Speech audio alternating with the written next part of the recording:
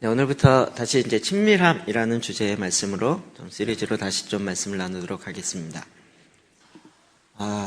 마지막 때의 가장 중요한 키워드 중에 하나가 친밀함입니다. 우리 한 4년 전에 계속 이 이야기를 많이 했었고, 소위 말하는 인티머시, 하나님과의 친밀함. 제일 중요한 키워드죠. 과거에 우리의 믿음의 확신, 그전에는 구원의 확신, 이제는 믿음의 확신이었다면 지금 이 마지막 때의 중요한 키워드는 친밀함입니다. 이 친밀함을 더 우리 가운데 갖게 하기 위해서 어떻게 할 것인가, 이 초점에 포커스에 두고 말씀을 같이 좀 나누려고 합니다.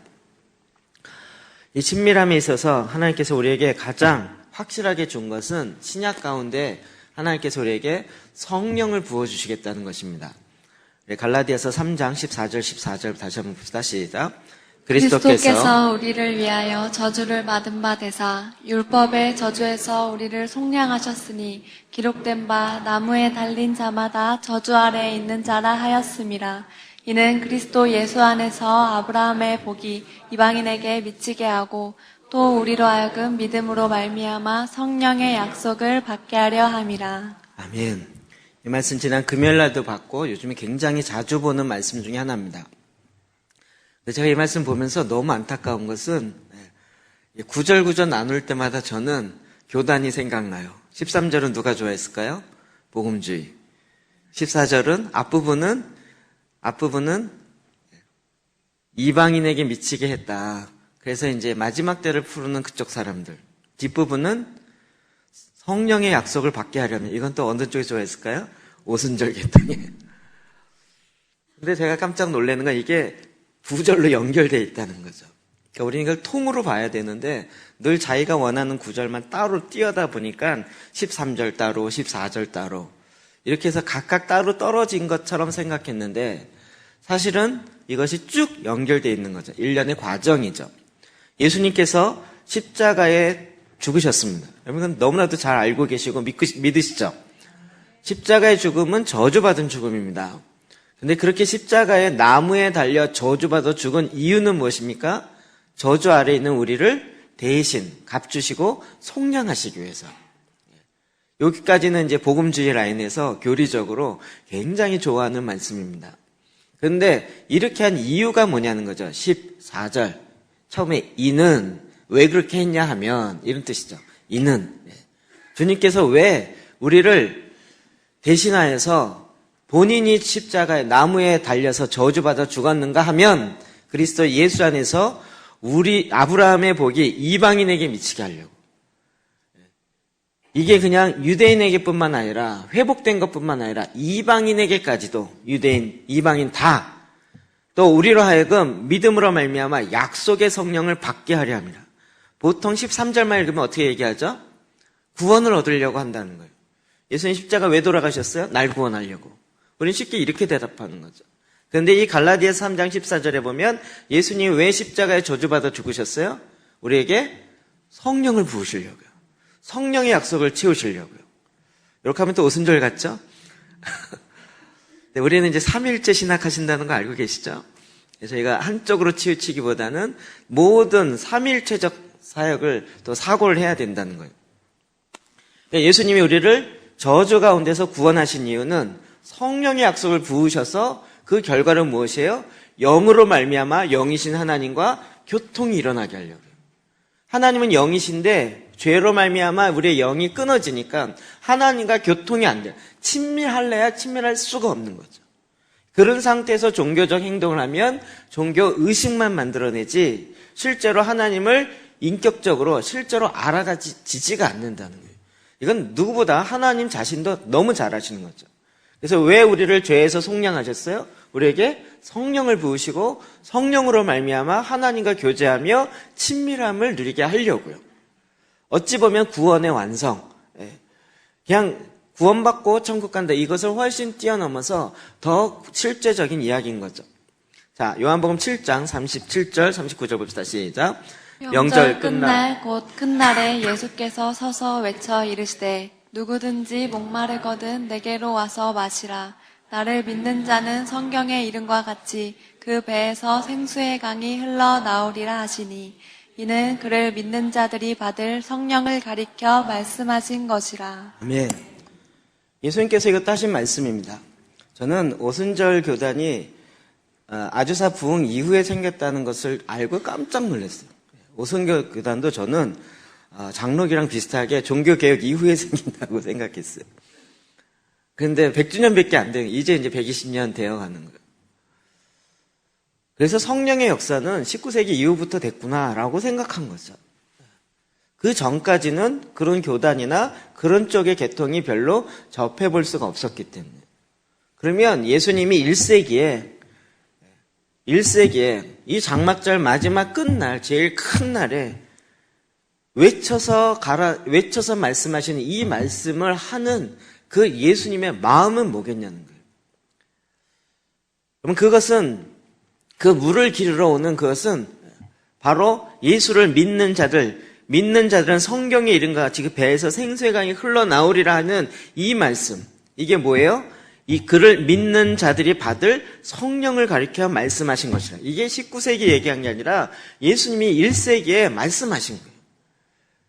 왜 성령이 우리의 배에서 솟아나게 해요? 성령으로 말미암아 하나님의 영과 교통하게 하기. 그러니까 성령으로 은사로만 멈추는 게 아니라 이게 은사주의의 한계라고 이야기하죠. 은사에만 멈추는 것이 아니라 영으로 말미암아 영이신 하나님을 알게 된다고요. 그래서 영의 일은 영으로 분별하는 거죠. 그러니까 이것은 요즘 일어나는 성령의 무슨 성령 시대라고 이야기하는 그것이 아니고 원래부터 있어져야 할 것이고 하나님께서 구약부터 예언해 놓고 있었던 분이고 그럼 이것이 이제 실제로 완성 가운데 초대교회에 왕창 드러나는 그 믿음의 역사인 거죠. 근데 이게 지금 끊어졌어요. 왜 끊어져요? 콘스탄틴 이후로. 그리고 이것이 서방으로 들어가면서 서방의 현대주의가 이성주의가 발달하기 시작하면서 머리로 받아들였다는 거예요. 자, 이번에 언약에 대해서 강의하면서 이 표를 아예 만들었어요. 이거 여러분 쉽게 제가 하도 많이 해서 듣고 있을지 모르지만 이거는 기존에 있는 지금 신학교를 완전히 뒤집는 얘기예요. 신학교 가서 뭐 배워요? 전사님 뭐 배워요? 우리 부전공으로 신학도 하시잖아요. 네. 이거 배우죠. 신학 기독론, 신론 기독론. 이거 배우는 거예요, 결국. 신학 가서 배우는 건 다 이겁니다. 이 주제입니다. 신론, 하나님이란 어떤 분인가? 기독론. 그런데 이게 왜 그러냐면 이건 그 당시의 산물 가운데 나온 현대주의 산물에 이걸 이론적으로 정립했던 사람들이 누구냐? 그 신학을 정립했던 사람이 누구냐? 이걸 찾아보면 칼빈, 헤르만 바빙크, 이런 사람들 얘기하면 다 산업혁명 이후에 일어났던 신학들이에요. 그 얘기는 무슨 얘기냐면 다 현대주의적 사고 위에 생겨진 거예요. 그러니까 하나님이 누구십니까? 이렇게 물어본 질문 자체가 그런 거예요.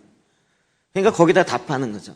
하나님은 무소부재하시고 전지전능하시고 이런 식의 답을 쫙 다는 거예요. 근데 그걸 공부하면 그게 믿어지냐? 머리로만 갔기 때문에 머리로 믿어지는 게 아니라 지식으로 왔다가 날아가는 거죠.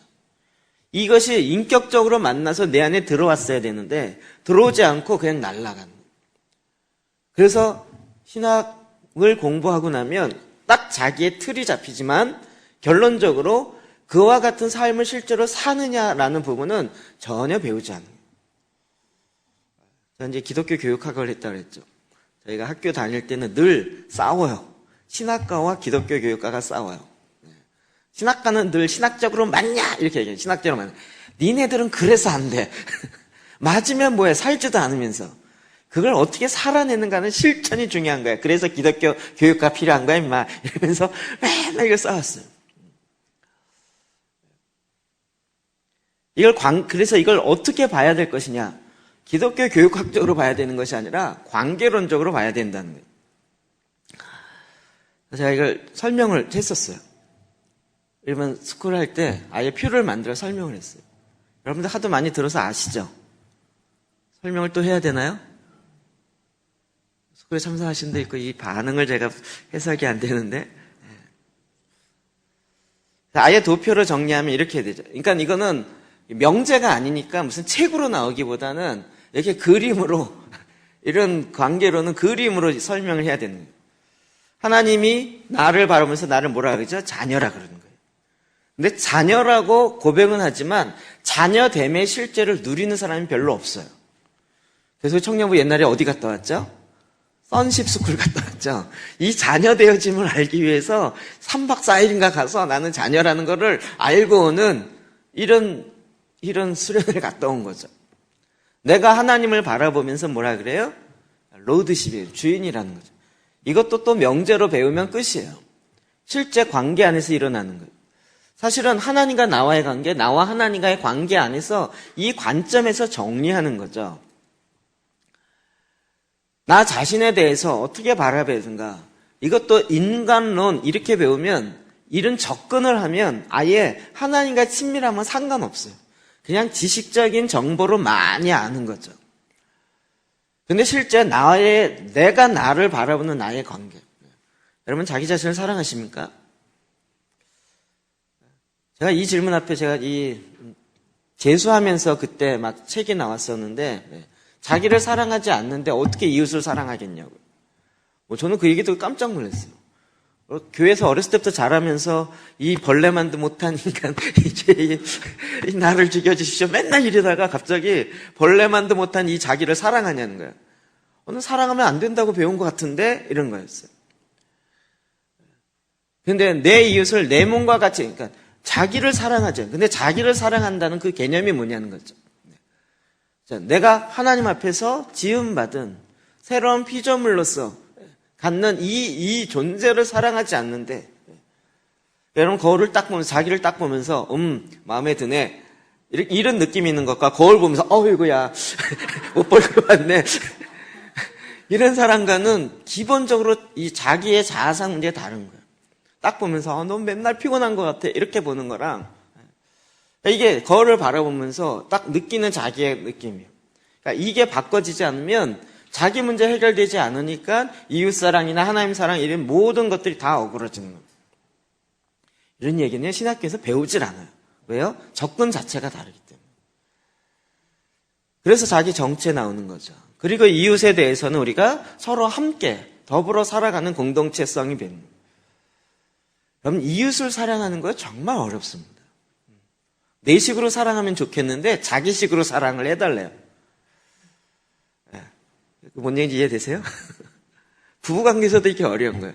내 방법대로 사랑해서 딱 알아주면 좋겠는데 그러면 사랑한다고 못 느낀대요. 자기 방법대로 사랑을 해달래요. 근데 그렇게 하면 난 또 그게 잘 모르겠는 거예요. 그러니까 거기서 계속 갈등이 오는 거죠. 그러니까 결혼은 뭐예요? 섬김인 거죠. 그럼 결혼은 나의 부족함을 채우려는 이기심에서 하는 게 절대 아니라고요.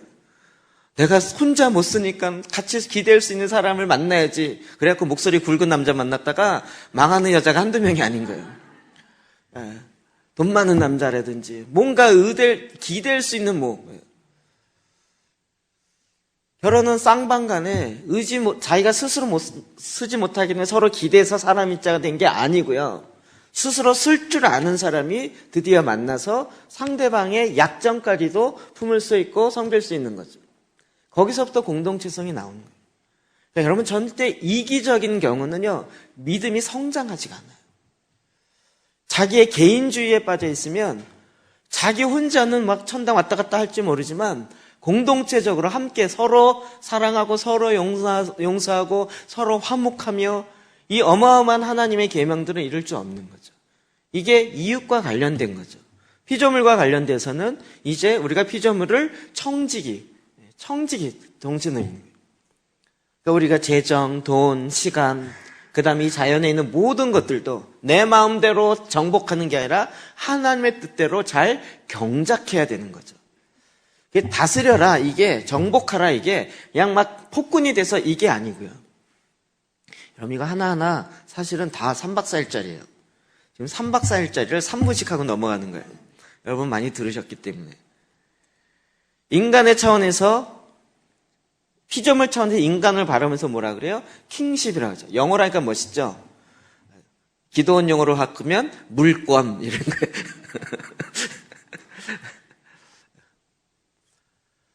이게 다 관계 안에서 풀어지는 거잖아요. 그러니까 하나님과의 친밀함을 머리로 공부해서 어떻게 갖고 가지겠냐. 그러니까 이런 접근을 했으니까, 잘못된 접근을 했으니 아무리 하려고 해도 하나님과 친밀해지지가 않은 거죠. 그런데 하나님은 하나님과 친밀해질 수 있도록 하나님 우리에게 답을 주셨어요. 어떻게 해요? 성령을 부으시겠다는 거예요. 성령의 약속을 선물로 주셨다는 거예요. 너희 배에서 누구든지 나를 믿는 자는 너희 배에서 생수의 강이 터져 넘치겠다는 거예요. 이게 하나님이 우리에게 주신 방법이에요. 이게 오순절의 교단의 교리가 아니라 하나님이 이미 우리 가운데 약속하신 하나님의 방법이었다는 거죠. 자, 그런데 왜 그와 같은 성령의 약속을 받고 내 배에서 생수의 강이 터져 넘치는데 왜 이걸 우리가 못 누리냐는 거예요. 왜 못 누리냐. 사도행전 2장 38절이요. 시작. 베드로가 이르되 너희가 회개하여 각각 예수 그리스도의 이름으로 세례를 받고 죄사함을 받으라. 그리하면 성령의 선물을 받으리니. 베드로가 이제 설명했던 부분입니다. 회개하여 각각 예수 그리스도의 이름으로 세례를 받고 죄사함을 받으라. 그리하면 결과론적으로 성령의 선물을 받는다는 거예요. 자, 우리가 왜 성령과 깊이 있게 교제 안 해요? 교제를 못 해요? 회개하지 않았기 때문에. 돌이키지 않았기 때문에. 회개함 없이 성령과 친밀해질 수가 없는 거예요. 돌이키지 않고. 회개를 우리 너무 공식으로 배운 거죠.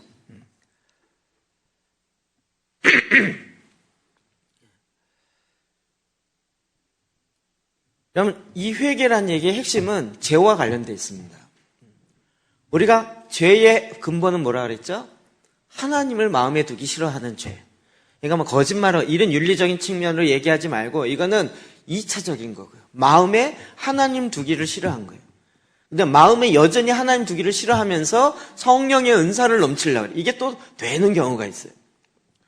그러니까 내 마음은 굉장히 이기적인데 이기적인 마음에 막 방언 구하고 은사 구하고 그랬더니 또 은사가 성령님이 또 너무 마음의 긍휼이 너무 크셔갖고 또 부어주셨어요. 그러니까 성령의 은사도 어떻게 사용해요? 이기적으로 사용하게 되는 거예요. 그러니까 은사가 문제가 아니라요.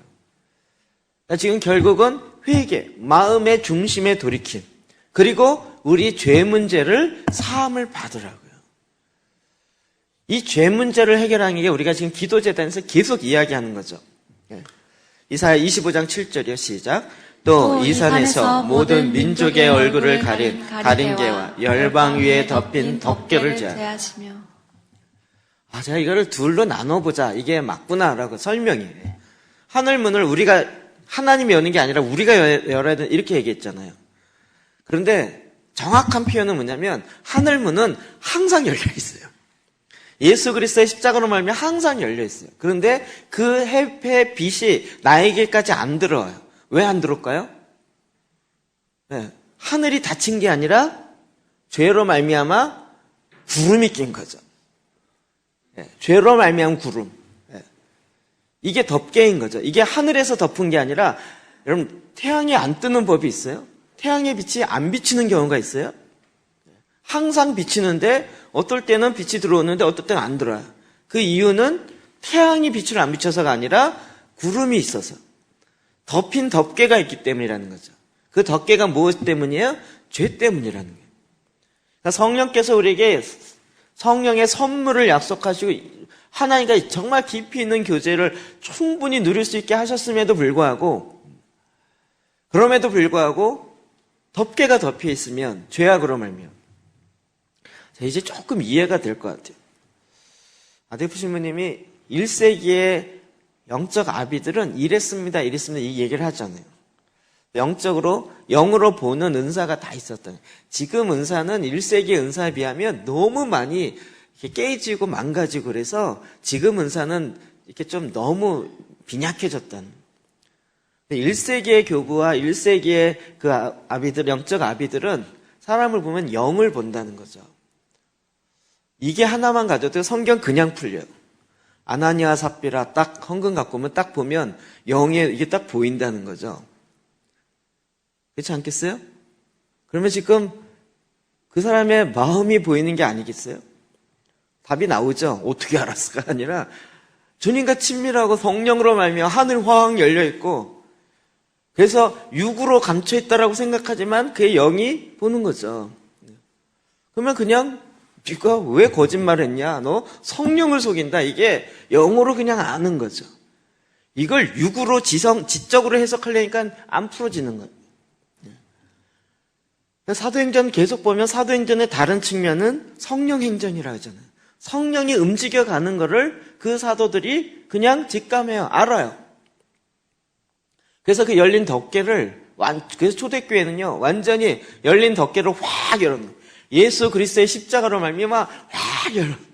그리고 그 안에 있는 사도들과 그 다음에 교부들이 그 하늘 아래서 살았어요. 우리가 이번에 우간다 갔다 왔을 때 강사희 목사님 했던 얘기가 있어요. 막 우간다 예배를 하는데 그건 예배영이 풀어져 있거든요. 정말 춤추는 게 자동 나와요. 몸이 뻣뻣해도요, 이게 그냥 자동으로 추게 돼요. 그래서 우리 그 찬양 인도하는 강사희 목사님이 예배 인도할 때도요, 예배 인도할 때 그 임재 가운데 들어가려고 막 노력해서 들어갔는데 우간다에서는 찬양하면 쑥 들어가진다. 왜요? 예배형으로 확 열려 있으니까요. 초대교회는 그게 열려 있는 거죠. 그리고 그 죄악의 조그만 흔적도 그 자리에서 해결되니까요. 다치지가 않는 거예요. 구름이 끼질 않아요. 그러니까 은사가 계속 부어지는 거예요. 그리고 성령과 깊이 있는 교제로 말미암아 하나님의 일하심을 계속 보는 거죠. 근데 그것이 닫혀지기 시작합니다. 죄악으로 말미암아. 게다가 인간의 이성으로 아예 그 위를 더 껍을 씌인 거예요. 이성이 아니면, 제가 TK를 하고 나서 이야기할 때도요, 제가 이번에 첫 주에 딱 일부러 제가 부흥론에 대한 한국에 지금 두 가지 논의가 있어요. 일부러 했어요. 한 사람이 벌써 딱 튀죠. 회비 반납하고 갔어요. 자기는 생각 틀리다. 그래서 회비 반납. 그러세요? 그럼 회비 그냥 주고 보냈어요. 어떻게 하나님의 임재를 끌어올 수 있냐는 거예요. 하나님이 절대 주권으로 하나님이 임하시는 거지, 이게 보수주의 계통의 입장이거든요. 근데 우리가 이 부흥론에 두 가지가 있는데, 로이드 존스의 이론과 찰스 피니의 이론이 있는데, 그래서 딱 로이드 존스의 이론에서 부흥론의 한 부분을 제가 탁 건드렸더니, 내가 로이드 존스 책을 30권 읽고 그 학과 설교했는데 감히 이걸 건드려? 나 안 해. 이러씩 가는 거예요. 이 지성으로 딱 묶여 있어요. 그러니까 하나님의 계시가 내려오질 않은 거예요. 이 고린도후서 7장 10절부터 11절 말씀은 이 회개에 대한 큰 그림을 우리에게 이야기해주고 있습니다. 같이 읽어볼까요? 시작. 하나님의 뜻대로 하는 근심은 후회할 것이 없는 구원에 이르게 하는 회개를 이루죠. 세상 근심은 사망을 이루는 것이니라.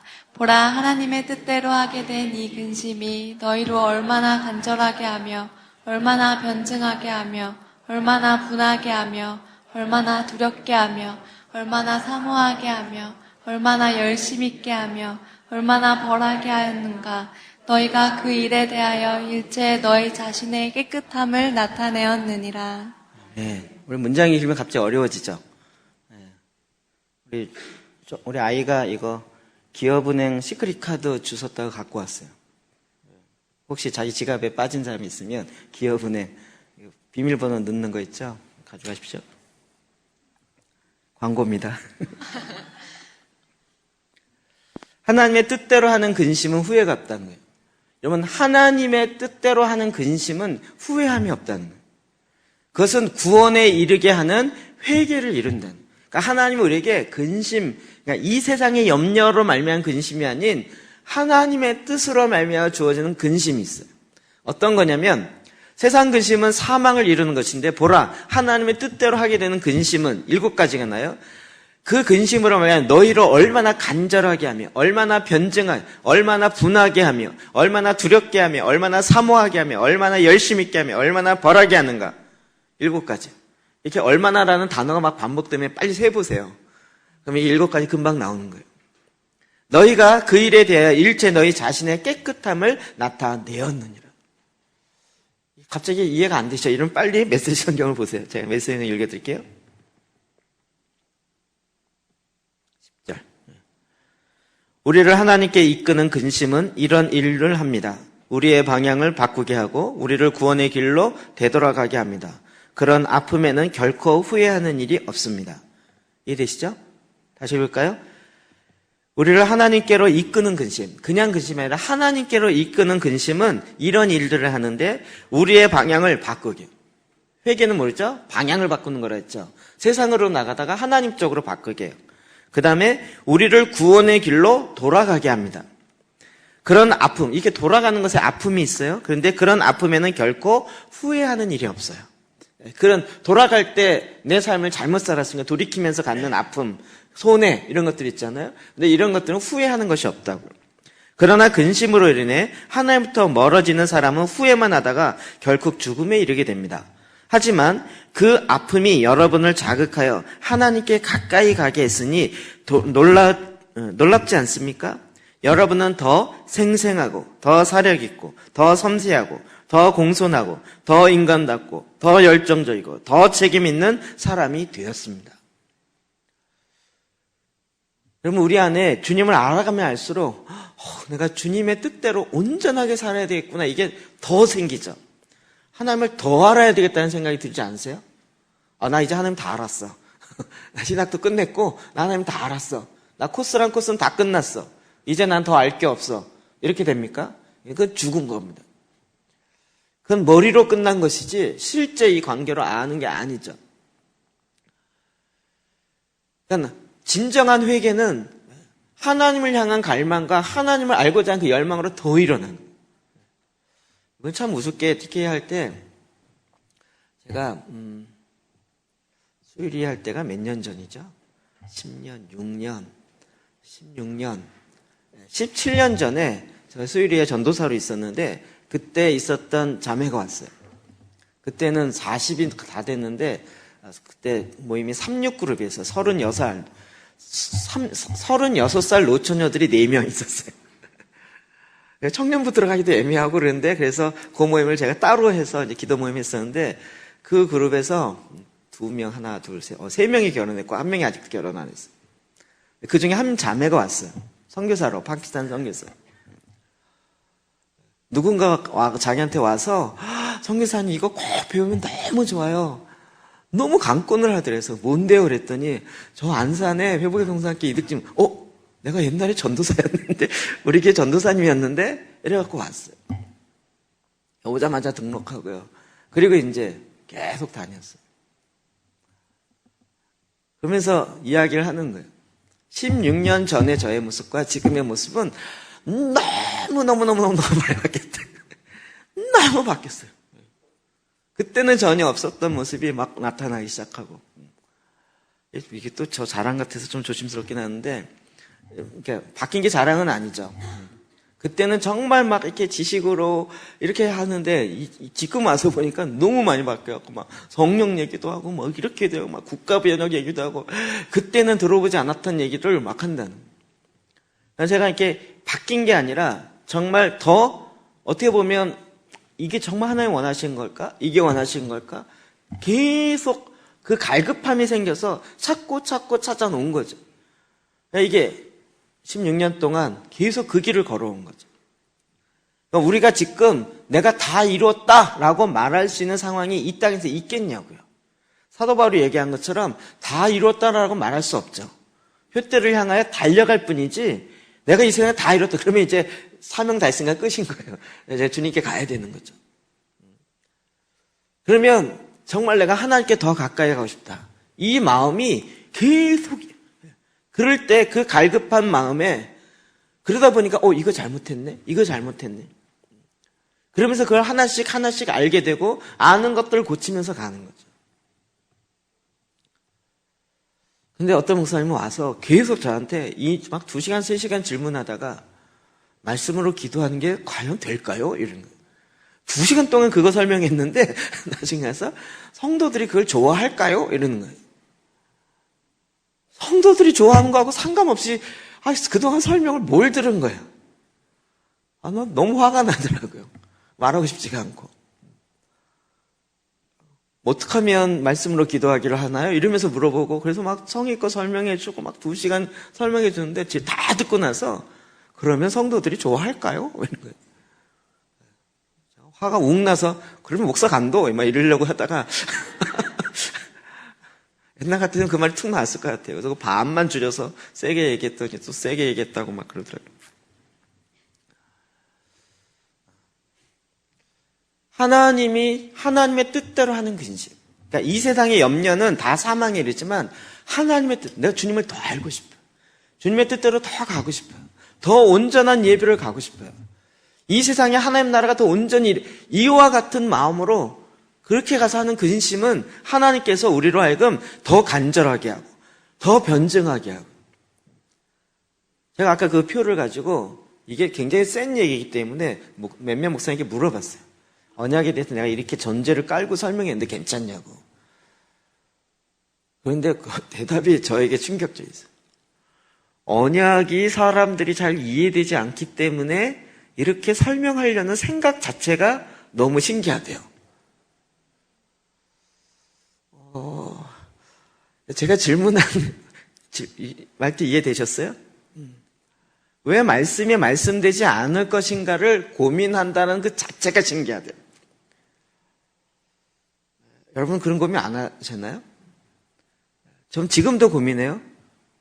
이 친밀함을 하게 된 이유도요. 기도재단인데 여러분 기도재단을 성경 10장만 읽은 걸로 기도재단 한다고 생각하는 거예요. 기도재단 하면 할수록 친밀함이 더해져야 되잖아요. 근데 친밀함과는 상관없이 성경만 읽어요. 그리고 내 삶은 바뀌지 않고 하나님을 향한 열정과 그 갈망은 생기지 않았는데 내 종교적인 열심만 간다면 이건 또 하나의 종교적 규범이 돼버리겠죠. 그럼 이게 무엇이에요? 우리 마음의 중심이 바뀌어지지 않은 거죠. 또 이 성령, 하나님과의 친밀함을 누리지 못한 게 뭐냐면 성령을 우리에게 부으시고 우리 배에서 생수가 터지게 하는데도 불구하고 그렇게 우리를 인도하시는 성령님의 인도하심을 무시하는 거예요. 혹은 경시하는 거예요. 요한복음 2장 24절 볼까요? 시작. 예수는 그의 몸을 그들에게 의탁하지 아니하셨으니 이는 친히 모든 사람을 아심이요. 정말 이 부분은 릴리 목사님 완전 칼이에요, 칼. 성경의 기준을 절대 낮추지 맙시다. 성경이 말씀하기를 하나님이 온전하신 것처럼 너희도 온전하라 그러면 정말 그 하나님의 기준 그대로 가야지 하나님은 못 쫓아가니까 우리는 그 반만 정합시다. 그리고 그 공동체가 반만 정해갖고 우리는 이 정도만 갑시다. 제가 지난번 대만 보고하고 나서 여러분 예배 시간에 정말 30분 동안 준비하며 기도하면서 예배 드리고 싶으세요? 그러길 원하세요? 할까요? 그러려면 찬양팀은 몇 시까지 와야 되는지 아세요? 1시간 반을 일찍 와야 됩니다. 그렇게 하시겠어요? 지금 그렇게 하면 우리가 10시 반에 시작하면 10시부터 그래야 되잖아요? 그러면 찬양팀은 9시까지 와야 돼요. 근데 지금 주일날 찬양팀 연습 시작이 보통 몇 시에 들어가죠? 건 10시에 들어가요. 원래 몇 시에 들어가기로 한 거죠? 9시 반에 시작하기로 했는데 점차 늦어지더니 지금 10시 시작 들어가요. 연습이. 이게 우리가 하고 싶다 해서 되는 게 아니라 같이 맞물려 있잖아요. 같이 맞물려 있잖아요. 그러니까 이게 같이 돌아가야 되는 거예요. 여러분이 하기 원하시는 분 찬양팀 하십시오. 나는 30분 먼저면 10시 반이니까 10시까지 그래 30분 일찍 가지. 요것만 생각하지 마시고 찬양팀까지 생각해서 9시까지 와야 되니까 그러면 찬양팀으로 각오 되신 분 하시다라고 다시 한번 아멘 해보십시오. 없으세요? 자, 이해되세요? 같이 이렇게 전사님 일어나서 찾고 계신데 이거를 누구에게 의지하는 게 아니고요. 정말 하나님 기준 앞에 서서 하는 거예요. 그러면 제가 보기에 릴리 목사님 같으면 그냥 해요. 그래서 이렇게 딱 선포하고 주님이 이렇게 말씀하시면 우리 합시다. 그럼 안 쫓아온 사람 한 명도 없어. 그럼 어떻게 해요? 혼자 하는 거예요. 찬양팀 없이 혼자. 괜찮으시겠죠? 전사님 혼자 하겠다는데 어떤 사람을 의탁하지 않고 정말 하나님의 인도하심, 그걸 하려고 할 때 여러분 너무 좋아 보이지만 제 머릿속에 굉장히 복잡한 거예요. 이게 와, 그러면 찬양팀 어떻게 해야 되고, 사실 찬양팀이 들어오기 전에 엔지니어가 섹션과 같이 다 끝나야 되는 거죠. 그러면 엔지니어는 몇 시까지 와야 돼요? 예. 그때부터 뭐 이 키보드 이거 치면서 이렇게 맞추기 시작하, 이게 아니고 그 전에 섹션들은 다 엔지니어의 이 튜닝이 끝나야 되는 거예요. 그러면 어떻게 되는지 아시겠죠? 우리는 그래서 정말 하나님이 원하시는 것 앞에 이걸 이루러 갈 때 제가 이제 마음이 약한 이 부분이에요. 릴리 목사님 같으면 그냥 고 했을 것 같은데 저는 이렇게 계속 찬양팀 보고 이렇게 보고 이렇게 보고 이게 참 쩝쩝쩝쩝 쩝쩝쩝 이러고 이제 있는 거예요. 에베소 5장 15절부터 21절 봅시다. 시작. 그런즉 너희가 어떻게 행할지를 자세히 주의하여 지혜 없는 자 같이 하지 말고 오직 지혜 있는 자 같이 하여 세월을 아끼라. 때가 악하니라. 그러므로 어리석은 자가 되지 말고 오직 주의 뜻이 무엇인가 이해하라. 술 취하지 말라. 이는 방탕한 것이니 오직 성령으로 충만함을 받으라.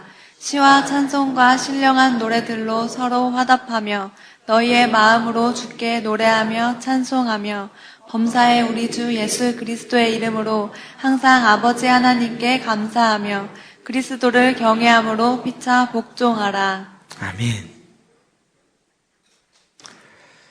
여기 보면 어떻게 행할지를 자세히 주의하여 지혜 없는 자같이 말고 오직 지혜 있는 자같이 하여서 첫 번째 지침이 나옵니다. 이 지시사항이죠. 첫 번째 지침. 세월을 아끼라. 때가 악하니라. 자, 세월을 아끼라. 이 얘기의 다른 말은요. 세월을 구속하라요. 세월을 아끼기 위해서 시간을 아껴 쓴다 이런 것보다 이 세월을 바르게 쓸 수 있도록 세월을 구원해야 돼. 표현이 그런데 이건 굉장히 경제적인 용어예요. 여러분이 쇼핑을 할 때 쇼핑을 쉽게 시간을 아끼는 방법은 뭘까요? 쇼핑에 시간을 아끼는 방법. 그거를 지혜롭게 생각하라는 거예요. 이번에 뭐가 산 게 있을까? 우리 영상팀을 위해서 이번에 저희가 영상 캠코더를 하나 구입했어요. 그러면 자, 이것을 위해서 세월을 아끼라. 이건 무슨 얘기일까요? 이거를 제가 알아보려면 하세월이에요. 이 장비 이름도 몰라. 그리고 기능 아무리 얘기해도 이게 뭔 기능이지 몰라요. 그러면 저는 세월을 아끼기 위해서 어떻게 할까요? 그 부분에 잘 아는 사람이 누굴까를 찾겠죠. 근데 너무 감사하게 우리 이건희 집사님 옛날 그 일은 어부로 했었대요. 신방 갔는데 그 얘기를 툭 하시는 거예요. 그래서 할렐루야. 집사님 좀 알아봐 주세요. 그랬고 근데 집사님 알아봤어요. 그래서 저는 한국에서 알아봤는 줄 알았더니 일본에서 알아봐가지고 일본에서 배 타고 엊그제 왔어요. 일본에서. 그래서 지금 와 있거든요. 그런데 그걸 이제 조 목사님하고 영상 찍는 영상 팀이 할 텐데 조 목사님이 어제 만져보더니 다 일본어로 돼 있어가지고 이걸 어떻게 해야 될지 모르겠다 그래서 감으로 익히는 거라고요. 그런데 그 장비가요 이것저것 비교해보더니 한국에서 살 거랑 일본에서 이렇게 온 거랑 가격을 비교해보니까 반 가격이요. 시간도 아꼈고요. 제품도 우리에게 딱 맞는 거 사고요. 가격도 저렴하고요. 이게 시간을 구속하는 거예요. 시간을 구속하는 거예요. 저는 이거 성령의 역사라고 믿습니다. 저도 제가 이게 물건 사면서 속는 거 제일 싫어하거든요. 속지 않으려고 계속 여기저기 다 리서치를 해요. 그러면 이거 하나 사기 위해서 여러분 쇼핑 어떻게 하세요? 그러니까 이 시간이 많이 걸리잖아요. 그냥 전문가한테 딱 물어보면 전문가가 그냥 길을 타다닥 알아서 그러면 시간 딱 버는 거죠. 그런데 그걸 사는 가격도, 그게 또 사는 길이, 루트가 또 달라요. 제가 이걸 해보니까 많이 알겠어요. 그래서 저는 이제 컴퓨터 살 때도 제가 안 사요.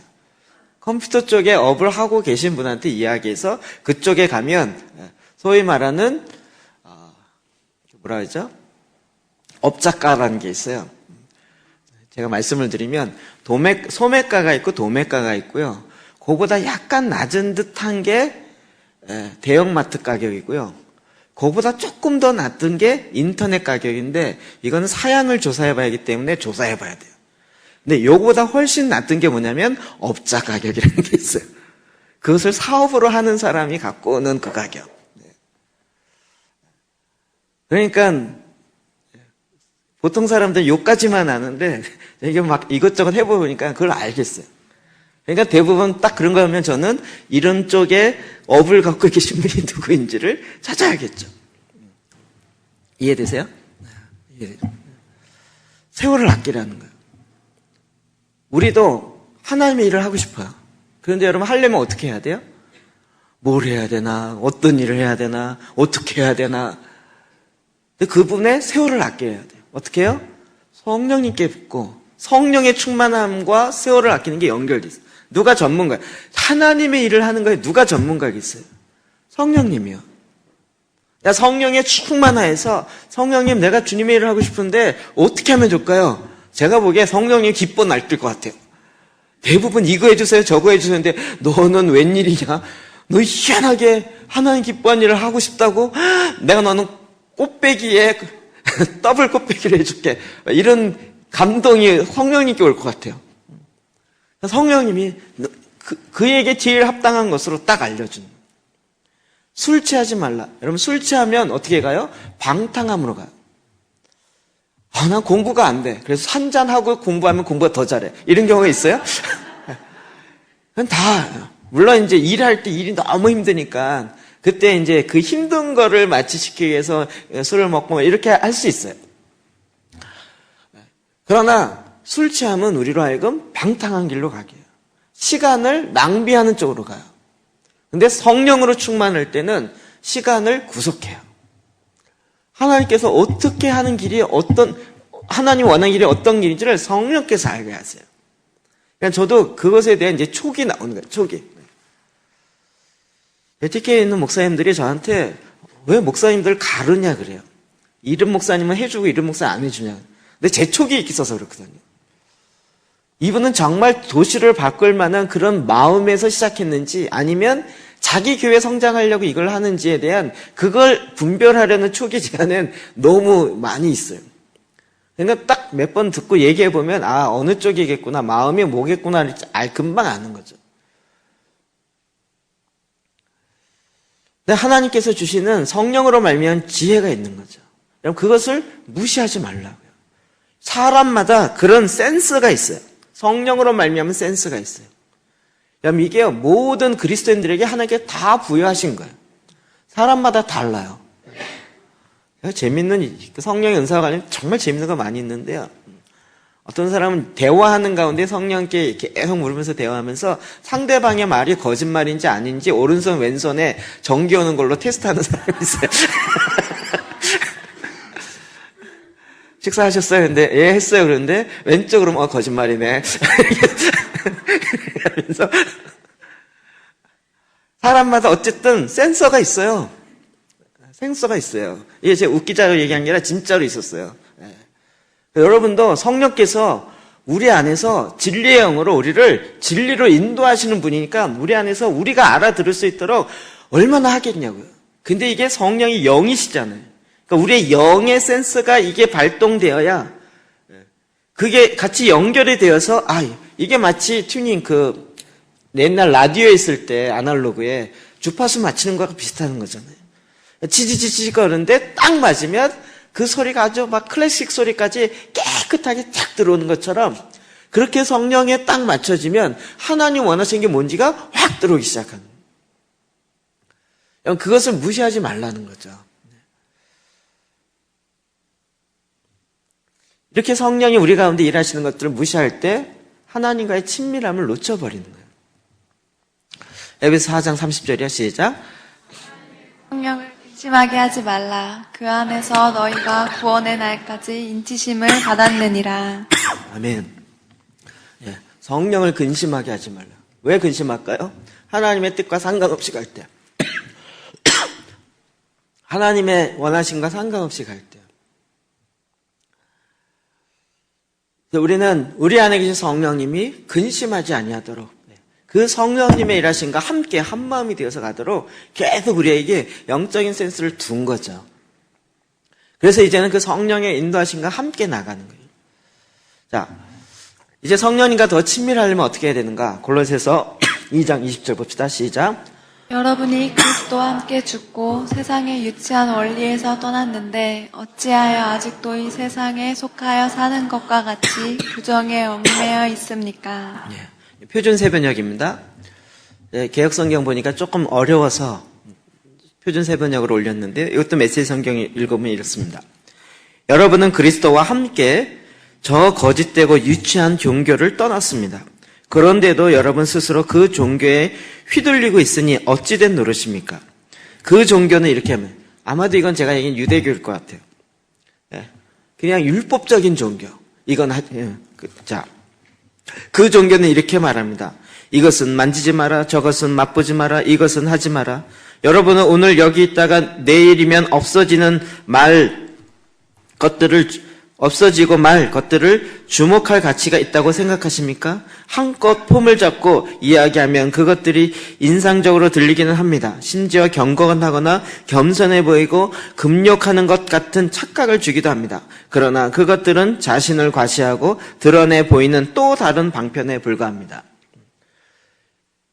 저는 제일 불쌍한 사람이 종교 중에 하나가 안식교라고 생각합니다.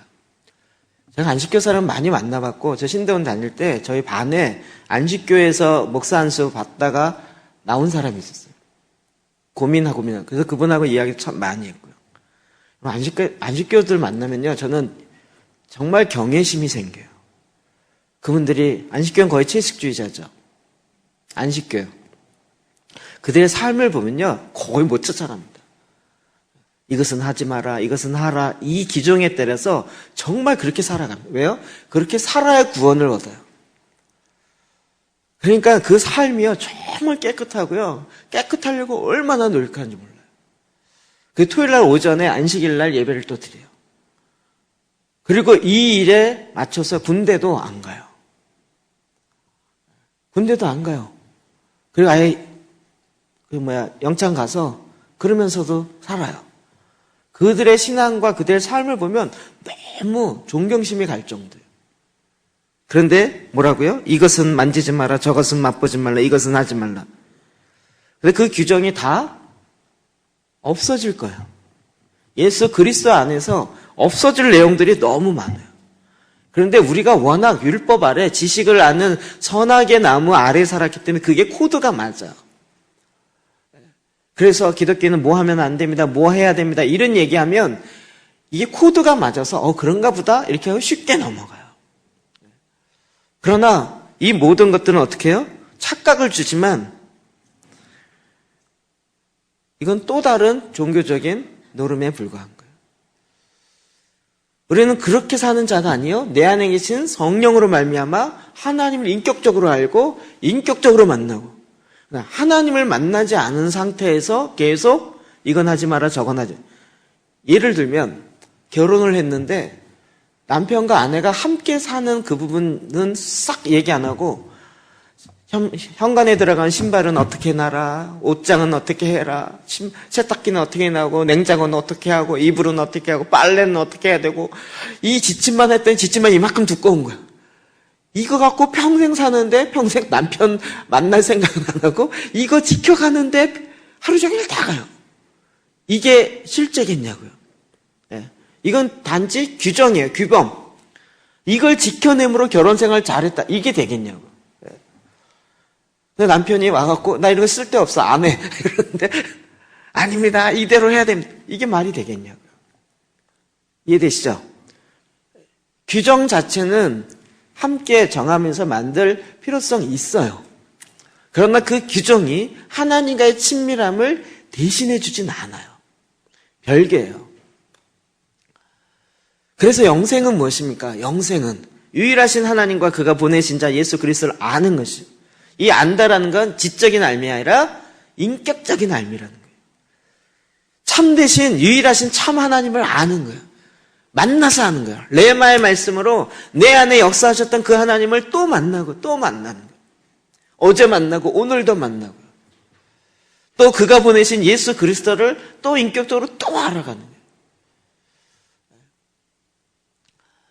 그래서 우리 안에 이 주님을 알아가고자 하는 그 갈망함이 날마다 커지는 거죠.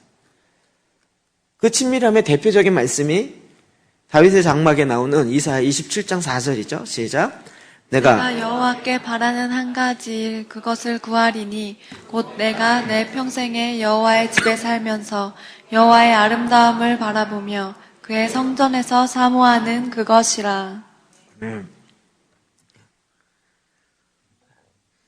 정말 내가 하나님께 바라는 한 가지, 하나님의 임재 가운데 여호와의 집에 살면서 하나님의 아름다움을 그의 성전에서 사모하는, 그래서 주님을 만난, 주님을 더 경험하는, 그게 마음의 소원인 거예요.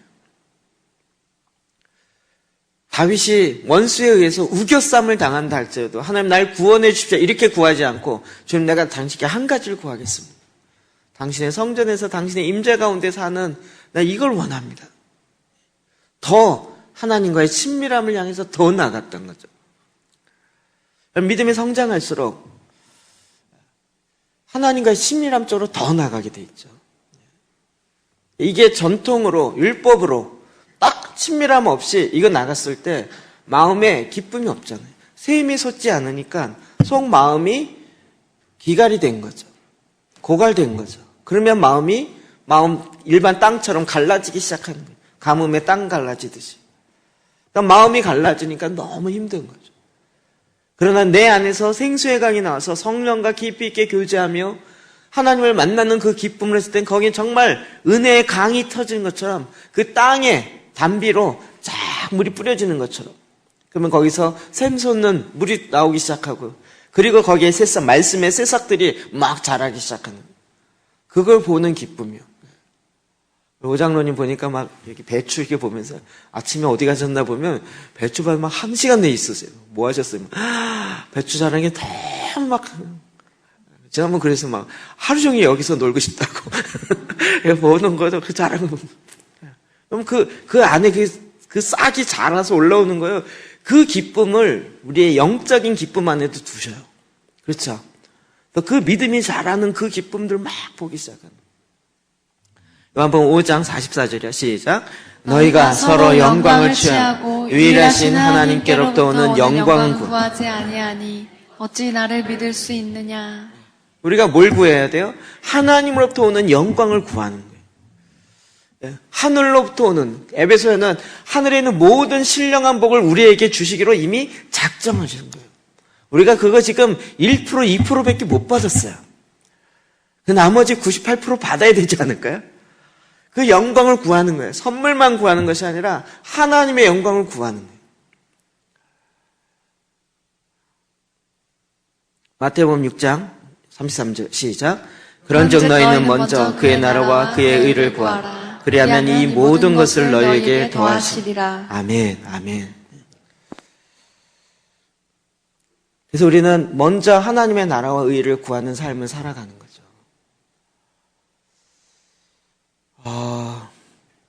지금까지 올해 저희가 교회가 지금 6년째 되는 거잖아요. 올해 12월이 지나면 6년이 딱 된 거예요. 근데 내년 7년이 되는데 지금까지 걸어온 길을 보니까 정말 하나님이 어마어마하게 일을 하셨어요. 놀랍게 일을 하셨어요. 그런데 지금 이 결론을 위해서 일하신 건 아니겠죠. 지금 우리의 모습, 그렇죠? 이후에 갈 일이 더 많겠죠. 그동안 이렇게 해주셨을 때는 그냥 해주신 것이 아니라 물론 은혜로 주셨지만 그 이후에 할 일은 또 더 많겠죠. 그게 뭘까를 이제 고민해 보는 거죠. 생각해 보고.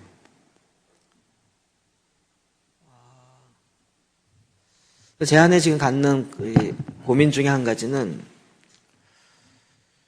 아직 제가 답을 못 얻었어요. 기도 재단이 세워져야 되는데 기도 재단이 세워지려면 말씀으로 제사장 기도가 세워져야 기도 재단이 세워지는지 기도 재단을 세워서 교회가 기도하는 집으로 가야 하는지 요거에 대한 차이를 미묘한 차이인데 큰 차이를 모르겠어요.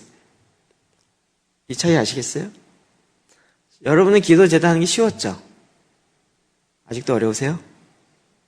그러니까 쉬운 이유 중에 하나는 뭐냐면 우리가 제사장 기도를 그동안 2시간씩 꾸준히 해왔기 때문에 여기다가 이걸 개인으로 하세요. 그러니까 뭐 늘 2시간씩 하니까 하던 거. 하던 사람은 이게 쉬웠어요. 여러분 어려운 사람도. 그런데 이것이 안 돼 있었던 분은 기도 재단 하라 그랬더니 개인 기도 재단 했더니 2시간을 어떻게 평상시 10분, 20분 다 하기 어려웠었는데 그러면서 이게 허걱거리는 거잖아요. 근데 이게 지금 문제가 뭐냐면 다른 교회로 가서 이걸 하라고 하다 보니까 대부분 다 헉헉헉헉 허덕허덕 하고 있는 거죠. 그럴 수밖에 없겠죠. 그러면 기도의 집으로 제사장 기도를 먼저 하십시오. 이 얘기를 해야 되는지 그럼에도 불구하고 개인 기도 재단부터 해라고 해야 돼요. 왜냐하면 저희는 교회가 제사장 기도를 해왔기 때문에 이것을 하는 것에 있어서 어떤 면에서 쉽게 탁 잡고 그냥 별 무리 없이 슉 나가고 있는 거거든요. 그럼 어떤 게 맞을까요?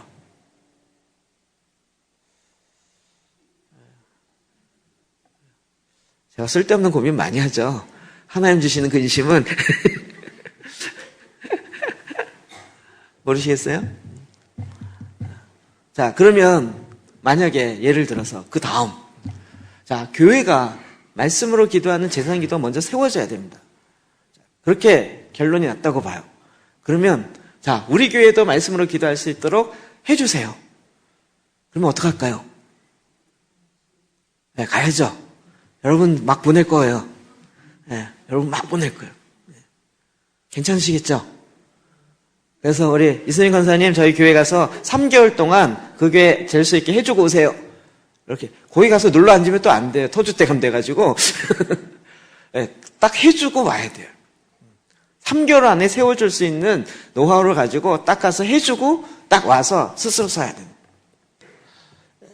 그렇게 되면 제가 생각하기에 반 정도는 나가고 반은 여기서 우리도 배우면 이렇게 될 것 같아요. 그렇게 할까요? 여러분 표정을 제가 한 단계 더 나가볼까요?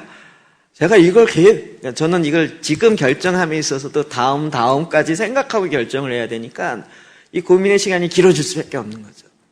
지금 어떻게 할 거냐를 이번 화요일 날 이걸 결정해야 돼요. 내일 모레.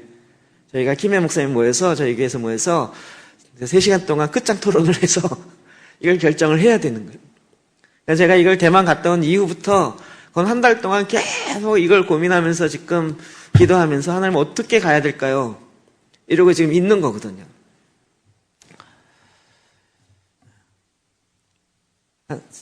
성령님의 인도하심을 구해야죠.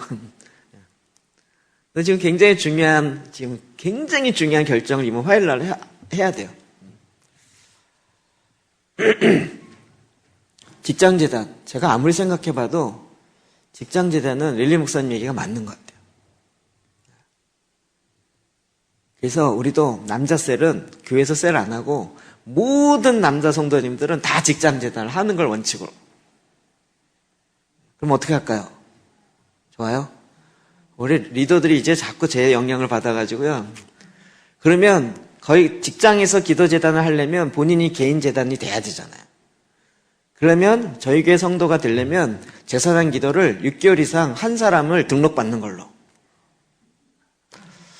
등록할 사람 없을까요? 10년째 등록한 사람이 아무도 없는. 그래서 제사장 기도를 통해서 이 하나님의 말씀을 통해서 인도함 받는 게 되는 사람이 가야 되잖아요. 그게 되려면 해야 되니까 우리 3년은 안 하더라도 6개월 정도는 해야 되지 않을까요? 이거 할까요? 오늘 협박 많이 한다. 제가 지금까지 마음 약해서 못하고 있는. 마음 약해서. 이거 왜요? 하나님과의 친밀함이 이루어져야 돼요.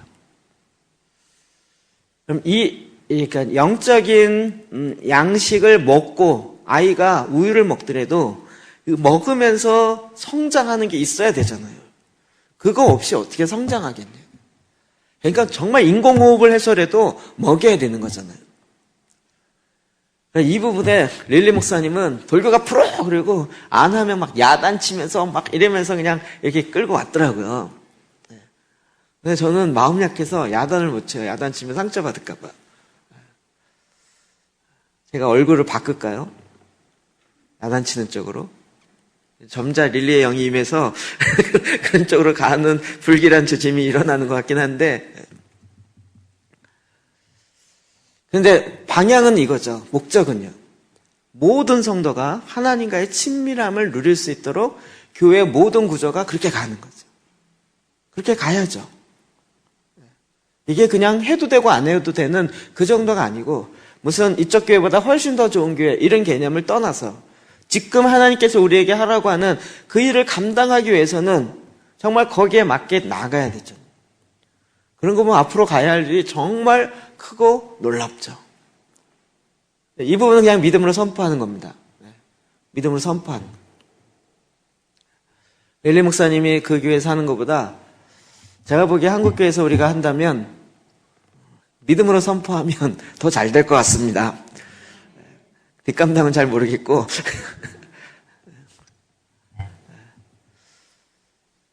그 일의 시작을 저 여러분이 해야 돼요. 그러면 이 모든 것은 일이 얼마나 힘드냐, 얼마나 고난이 많냐, 얼마나 어떻게 해야 돼 이게 아니고요. 제가 왜 이런 어려운 얘기까지 다 하겠습니까? 왜요? 어차피 우리가 해야 할 것이기 때문에. 저와 여러분이 감당해야 할 것이고, 그리고 그 모델을 우리가 시작했고 또 지금 가장 앞서 나가고 있고 이게 잘하고 있다, 이게 자랑이 아니라 그 방향으로 지금 가야 하기 때문에 우리가 지금 그의 나라와 그의 의를 구하면서 계속 앞으로 한 걸음 한 걸음씩 걸어가는 거죠. 성령께서 이 일을 이루실 것입니다. 그리고 이 일을 시작하신 분이 제가 아니요 하나님께서 강권적으로 시작하셨기 때문에 하나님께서 강권적으로 또한 이 일을 이루실 것입니다. 이제는 우리에게 정말 중요한 건 이와 같이 이미 하나님이 우리를 위해서 하나님이 예비하신 그 모든 것들을 우리가 알고 그 하나님이 예비하신 것을 우리가 이제는 하나님과 친밀함으로 받아 누리는 것이 실제로 그것을 사용하는 것이 우리의 핵심인 거죠. 그래서 친밀함이 핵심이에요. 우리는 앞으로 인사할 때 이렇게 합시다. 안녕하셨어요 그러지 말고 하나님과 안녕하세요 이렇게 물어보세요. 옆 사람에 물어보세요. 하나님과 안녕하신가요? 하나님과 평안하신가요? 요즘 하나님과 친하신가요? 하나님 못 본 지 2년 되셨나요? 이걸 나눠야 하는 거예요. 어떤 사람은 매일 하나님을 만날 것이고 어떤 사람은 정말 한 달째 이게 안 돼서 헉헉거리면서 힘들어할 때가 있을 거예요. 그럴 때 우리가 기도하며 도우며 그걸 정죄하는 것이 아니라 같이 기도하고 그가 하나님을 만날 수 있도록 같이 도와주는 그 분위기로 가는 거죠. 자, 이 말씀을 가지고 기도합시다.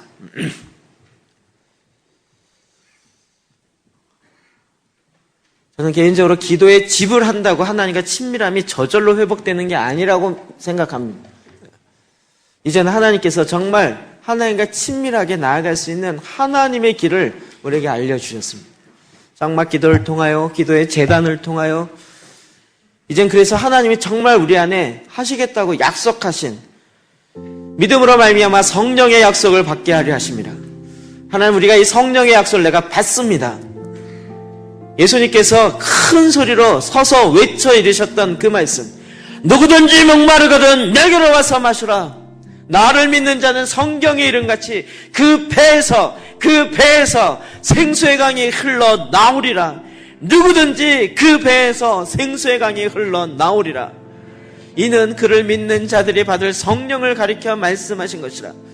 우리가 이 말씀 의지하여 주님의 말씀이 내 안에 이루어질지어다. 이루시옵소서. 내가 계획하고 내가 하나님을 제한하는 것이 아니라 하나님이 나를 향하여 원하셨던 그 모든 것, 그 모든 언약의 말씀을 이루십시오. 우리가 믿음으로 주여 외치면